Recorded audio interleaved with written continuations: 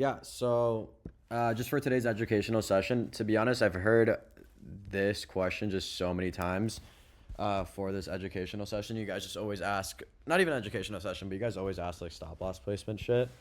So I try to sort of lay out like the four most obvious scenarios for the most part, because I know you guys always are like confused with stop losses. Like you'll see something like this and be like, why is it at the body? Why not at the wick? And so like I'll just really go over, um, I guess everything you should know when it comes to stop losses.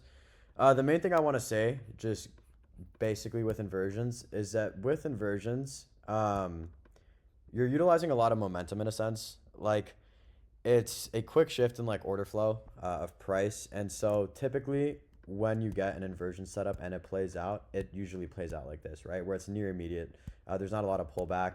You'll typically see with inversions that do have pullbacks that they end up failing, I guess, for the most part.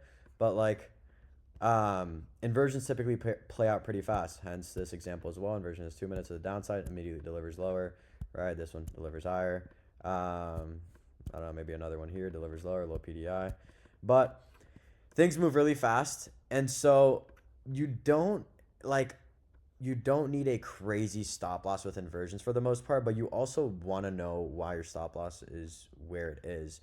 And so this is really how I think about it. So if you're taking like your regular inversion, about I'd say 60% of the time, your stop loss is going to look something like this, right? You trade it into some sort of significant PD array, like a condition, you're like a 5 minute, 15 minute, something, right? You have your condition in play, and price trades into that. You reject that, you get your inversion, whatever time frame this is. This is the highest time frame inversion of the leg. You get that, and you're typically putting your stop loss at bottom of like this up close candle, um, in a bullish sense. You're not utilizing the wick. Why? Because if price is going to inverse this, we should deliver higher. The only line of defense we really have here is just this inversion, and chances are, if anything, it'll just like wick into it really quick and then play out towards internal high, etc. So really, the way to like simply phrase this is if you have like this 5/15 minute condition in play, you're taking like a mech, you're taking a continuation. You don't really need to utilize the wick. When do you utilize sorry, when do you utilize the wick? Is when an SMT is present. So this is really when I recommend you utilize the wick, because obviously if you're using SMT as a confluence for why your trade should play out, then you should also use the SMT in your favor to support your trade, right? Does that make sense? Like if you're expecting an SMT to hold, then you really want to use it completely, because what if price delivers lower here and doesn't invalidate the SMT and it still ends up holding, but gets close to the end, but it's still holding. So really, if there's an SMT, utilize the wick.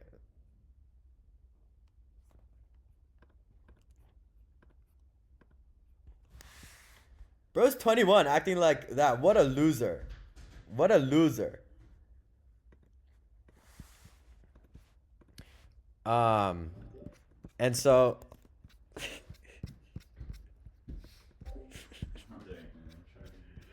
back to this. So SMT is obviously one of those reasons where you would want to utilize the wick, because you want to see it hold to its full potential. Then there's also this scenario where this is not as common, but you'll get like a OB or a breaker, which you can use also as part of your line of defense.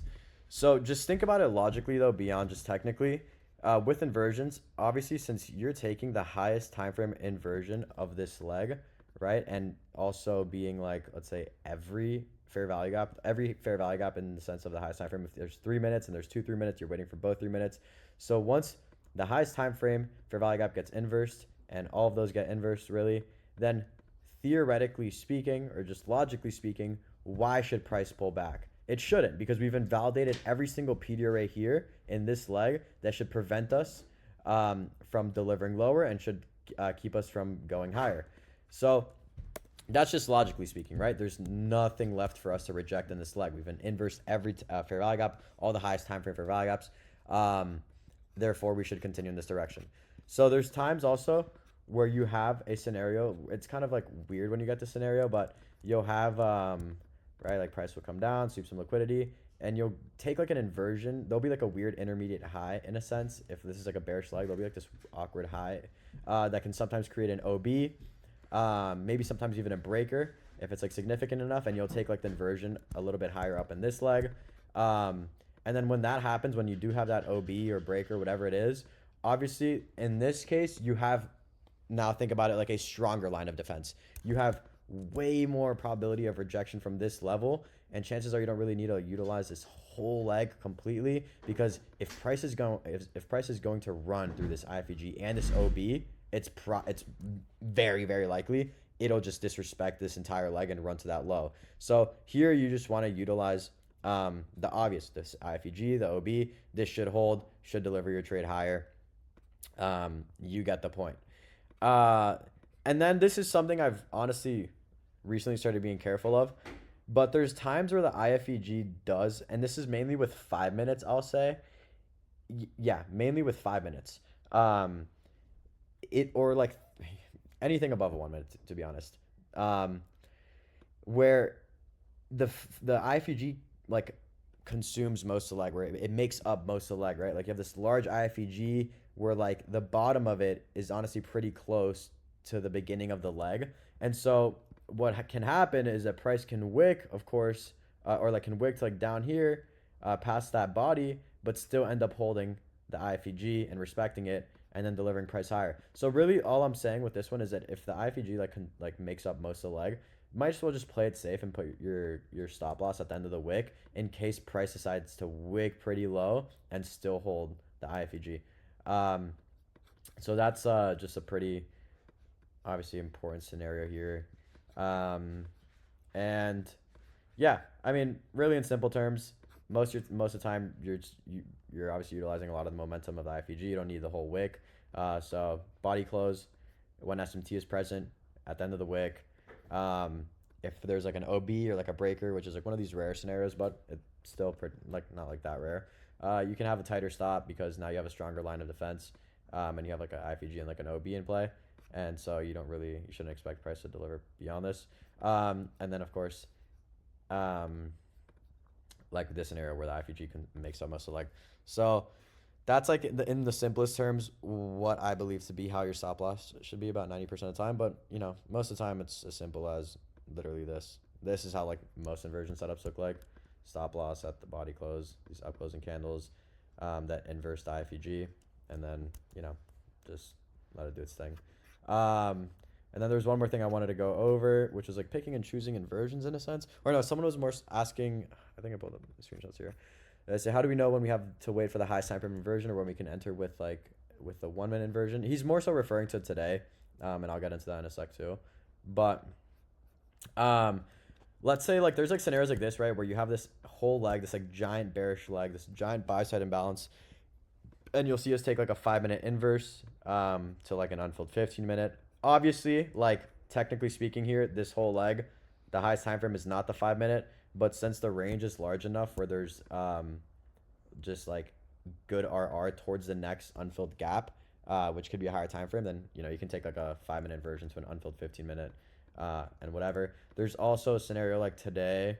I guess this is more so a conviction, not a conviction, but it's I guess like with screen time, right? Like you have this LR generated on the lower time frame here on the 1 minute. You have all these stacked highs below this high. You have this LR. It's like a nice little PDI. Your price starts chopping up around here, manipulates lower. What does it do? Hits the 5 minute, and then you get that inversion in the manipulation leg. And so obviously when you have that opportunity present, you want to be taking that discounted inversion. And some people were a little bit skeptical because you did have that that 3 minute above. But as you can see here, if you were like when there is in a sense enough room, kind of this. I mean, this is like not a good scenario because the 3 minutes within all this LR. If we're inversing this 1 minute at the manipulation leg, chances are we'll just run this LR. And I know that just because fucking screen time. But let's say you were skeptical about the 3 minute. What can you do? You can take the inversion of the 1 minute. Once price trades into that 3 minute, you can be break even, which in this case would still allow you to stay in the trade. Of course, you wouldn't get break even because price hits a 3 minute there. That's a rare scenario. That doesn't really happen that often. I wouldn't be too worried about that. But that does bring up the conversation where it's like, you know, if you have a leg like this, where it's like 1 minute inversion here, but you still have a 2 minute up here. When it's a scenario like this, I wouldn't do that like that picking and choosing thing where you have like a 1 minute IFEG down here and a 2 minute up here. To be honest, just wait for the 2 minute. But in that case, obviously where that 3 minute was like within all that LR, I mean, bro, chances are we're gonna run all that LR and run that high. So that was a bit different. This is the main scenario you should focus on when it's like in the same leg, 5 minutes to unfilled 50 minute or 5 minutes to unfilled 5 minute. That's also possible. And then there was one more which someone actually mentioned. Someone mentioned it.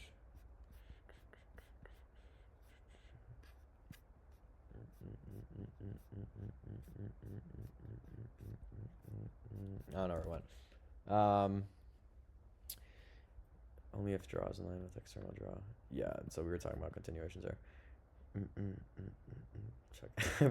I will chuck it in recordings. I realized that when that moment happens, it's 99% because it wants to go down to the OT of the small leg before going up. Stop loss under the, which is usually a little bit under C of the wick, is optimal. Or you talking about like pullbacks with inversions? Like if it's like a really, I think you're speaking of like when you have those like aggressive inversions on like on the 5 minute in a sense. Price will typically pull back and like I guess want to rebalance this leg, but to be honest, not a lot of inversions have pullbacks. At least those setups that play out well. If there are 2 5 minutes with a mech for my target, should I TP at the fair value gap and discount or the one that isn't the first 5 minute? Always TP at the first 5 minute. So what he's asking is, here I'll show you. Oh shit! Wait 1 second. Cole, I'm streaming right now. Don't say anything stupid. I'm not. Say hi to the stream. Mine. I just not mine. Say hi to the stream, Cole. What's up? I was gonna say something stupid. Are we meeting up or? Yeah, come to my crib. Can you send the Addy? Yeah. Alright, bet. 1 second, let me text Cole this. If there are 2 5 minutes with a mech for my targets, should I TP at the fair value gap and discount or the one that isn't? Okay, so back to what this kid was saying. There's like a scenario, I guess, where you could have something almost like. Let's try to draw it out here. He's asking if, let's say he's taking like a 1 minute inverse here, some sort of inversion long, and he's taking a mech long towards an unfilled 5 minute. Let's say the unfilled 5 minute is right here. But then there's another 5 minute, let's say up here, which is obviously in the premium of the range. So like he's saying, why should I TP at this unfilled 5 minute here, which is in the discount of the range, when price should theoretically rebalance at least to equilibrium and maybe hit like the premium 5 minute? I believe that's what he's saying. As obviously as like convincing as that can be, it's not really an excuse to not TP at the 5 minute, just because if price was going to remain bullish and like bearish and continue delivering lower, you'll typically see sometimes it doesn't really care to rebalance the whole range, and it just wants to rebalance that first imbalance, which would be like that 5 minute, and then it'll continue lower. So always TP, of course, at the first unfilled. And then if you want to leave a runner towards like equilibrium, that's pretty valid. That's not bad. But towards the next 5 minute, it's not a requirement. So know that. Not related to stop loss placement, but if we have 2 fragments out of the leg, both high sign frame, we're waiting for them to get inverse before we enter. Is it okay to enter after only the first one to get inverse? We wait for both of them to get disrespected. It depends. If you're talking 5 minute scenarios, which you're TPing at the next 5 minute, that's one scenario. But for the most part, you always have to wait for all of them to get inversed. So about 3 minute entry today at 10:24. Went in there. I'll look at that in a second. France was great. I was unsure about today's trade because price was rejecting out of the 30-minute. We had a data low below, and it was a Monday. Found a confirmation setup off the 1-minute IFG on the 15-second. Can you rate for me? Thanks. Yeah. So I don't want to say I was skeptical about the 30-minute, like in a sense where I was scared it was gonna fuck up this trade. Just because like I'm focusing on what's happening in this leg right now, and so that's like I know it's kind of weird to like think about, but obviously with like when I'm trading internally, I really want to focus on what the next draw is internally. And so if I'm seeing like, okay, we had this 50-minute, this 50-minute got inversed. We did trade into that 30-minute, but then we rejected that 30-minute. And after we rejected that 30-minute, we tapped into the 5-minute, and now we're respecting the 5-minute, and we're getting an inverse to the upside with LR and this buy side. So I'm just thinking, you know, it clearly looks like this 30-minute kind of did its job. It delivered price lower here. It traded us into this 5-minute, and now price wants to continue higher. We have a clear rejection of this low where the 5-minute is, and we're getting a clean inversion on the 1-minute, and we're simply targeting, you know, this leg. Like we're really focused on this leg. So I'm not too worried about data lows. And the biggest reason I wasn't worried about data lows is why? Because we had London. We had London get swept here. London get swept. We also had Asia session lows get swept. And amongst all this, we were inside a bullish 4-hour. So data lows kind of wicked in to data lows in itself swept London, swept Asia, and hit this higher time frame Peter Ray. So it kind of corrected an imbalance in price in the higher time frame, and then we got delivery off of that. So I wasn't like really too focused on data lows, but I was down to take shorts if the model presented itself, right? If we had like an opportunity here towards unfilled 5-minute and data lows, I would have taken a short there. But at the time, it looked like price wanted to go higher. You get what I'm saying? So you don't want to be like too hyper fixated on like certain PD arrays or certain levels. You want to be more so focused on like what's actually being pieced together at that second. Let's see. 10:30. All right. Can you go over? Yeah, I'm gonna upload the session. Right? Yo, I know you're saying this like as a joke, but you can't tell me LNDN doesn't sound so hard. And yo, wait, check this out though. Like this looks tough and all, but you add a period, it just looks so clean, bruh. Mm-hmm. It looked London LNDN period. It's just hard as fuck.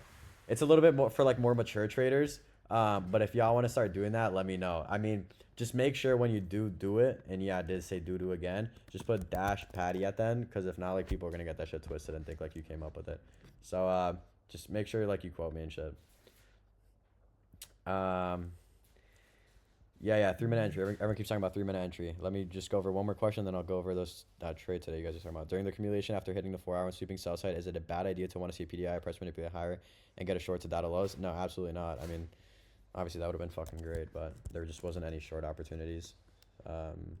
Unless you guys are talking about after, which it does look like price sold off, so I believe you guys are referring to something here. Let's see. Are you guys referring to this PDI setup? Who's referring to what's the 11 AM trade? Who the fuck's are these?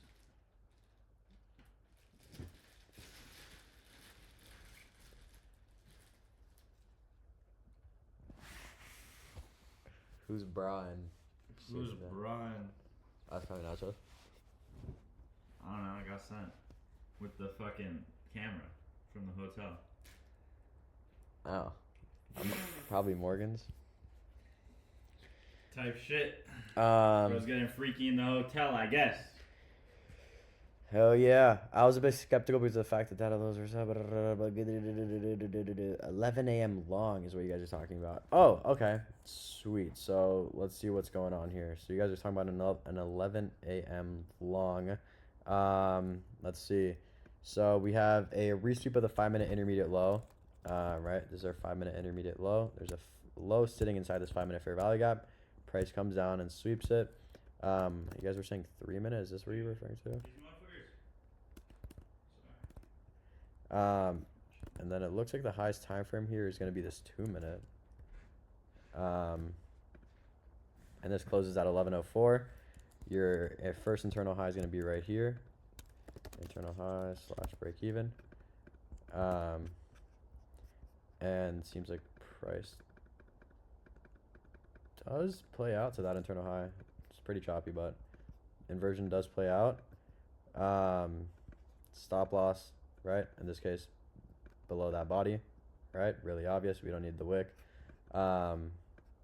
You get a 1-to-1 at this internal high. Pretty nice. And then I guess final TP now would be intermediate high inside 30-minute. 30-minute intermediate high.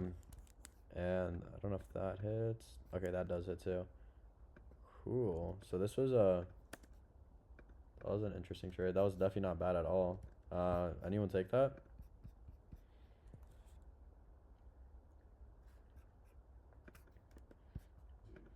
Use the shit out of this. Nice. Check VIP, check can't send images here. Yeah, 1 second. Do you care that 11 AM had no wick at the bottom of what created a devil's mark there?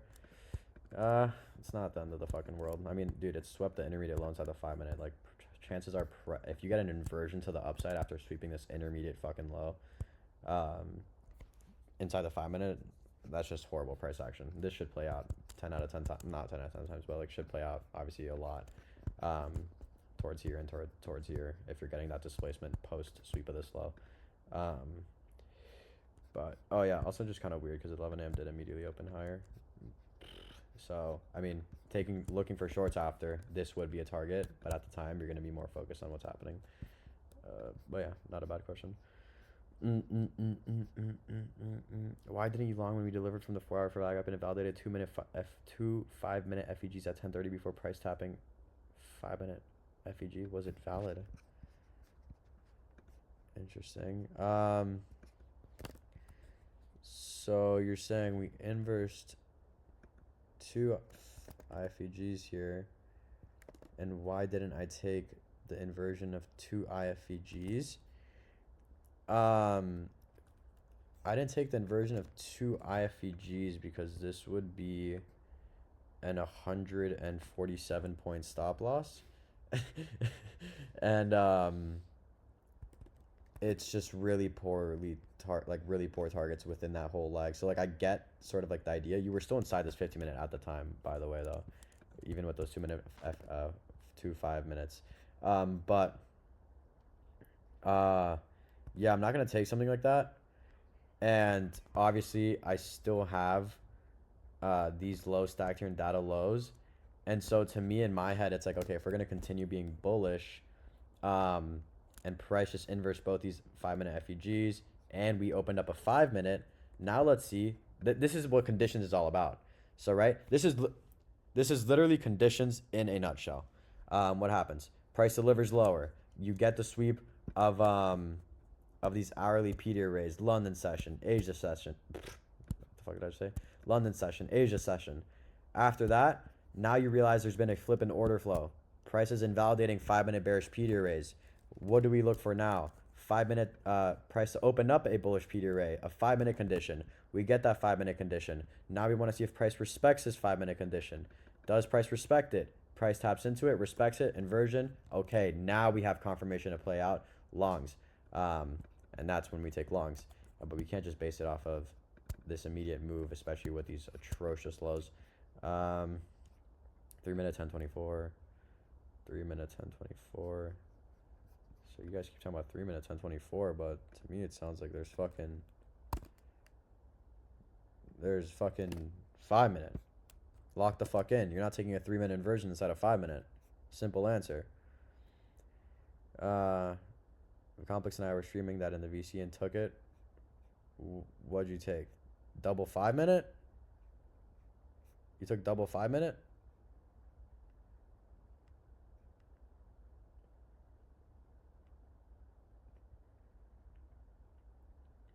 It's a bad trade. 140 stop, bruh. You gotta lock in. Is 15 minutes to another 15-minute valid? No, we don't take entries that based off the 15-minute. 10:30 short, 1 minute version to unfilled 5 minute. We didn't have a great higher time from PD rate that we tapped though. 10:30 short, 1 minute version to unfilled 5 minute. 10:30 short to unfilled 5 minute. Wasn't there like no opportunities for this? I could have sworn. Yeah, I was gonna alert this 3 minute. We were inside the 30 minute, I believe, or the 15 minute. Something at that time. We were inside something. But I liked it just because Mac pretty free. But yeah, the highest time frame in this leg was the 3 minute towards unfilled 5 minute. But by the time the second 3 minute fucking closed, it already wicked into the 5 minute, and then that's why I typed in that's why I typed in alerts. Damn, no entry type of day. I was literally like, bruh, like what the fuck just happened?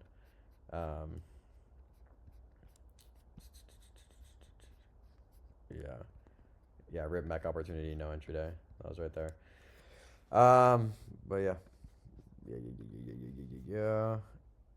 Thoughts on 949 FG short to London lows in 4 hour. Yeah, I know exactly the trade you're talking about. The highest time, 949 actually. So I also wanted to see an opportunity here. I wanted to see continuation shorts. We had the 5 minute right here, if I remember correctly. So price trade into his 5 minute. If we're going to take continuation shorts, then we need that 5 minute in play. Price trades into that 5 minute. Our external liquidity is still intact, London and Asia. But why can't we take this, guys? Why can't we take this inversion to the downside?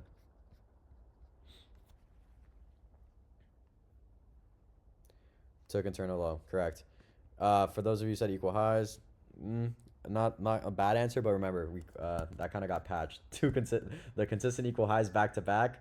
Fuck that. 2 significant swing lows as equal or highs as equal highs. Way more effective. But 2 1 minute candles. I wouldn't be too worried about that anymore. But yeah, correct. Took internal low. So we need this low to still be intact if we want to short this. The 30 minute fair value gap didn't affect the buy of today. It was something to consider, but like I said, and you can rewatch this stream, it was what was happening at that very moment that was really important, and we were respecting bullish PD raise at the time and invalidating bearish PD raise at the time. It is ideal to see this, yes. All right, boys, I am gonna call it here. I need to get ready for dinner and a bunch of stuff, but I appreciate all you guys. Yeah, I'll upload it immediately. I appreciate you guys pulling up and listening to this educational session. Big takeaways here is going to be stop loss placement, of course. I know a lot of you guys have been wondering how to go about stop loss placement. And these are really the 4 scenarios I want you to consider. Yeah, we'll catch you guys tomorrow. Hopefully we can catch another dub, starting off the week strong. Pretty fucking fly. I don't have the 15-second chart, but I know exactly what scenario you're talking about. That's pretty solid. But yeah, much love, boys.